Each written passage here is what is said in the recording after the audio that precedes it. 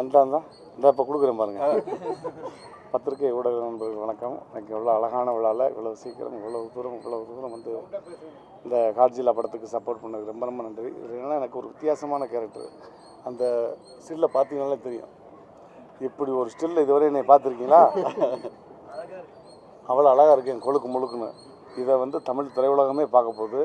So அதுக்காகவே இந்த படத்துக்காக வந்து மீசை எடுத்து நேற்று ப்ரொடியூசருக்கு அனுப்பிச்சேன்.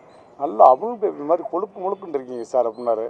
ஸோ இந்த படம் வந்து ரொம்ப மிகப்பெரிய சக்ஸஸ் ஆகணும்.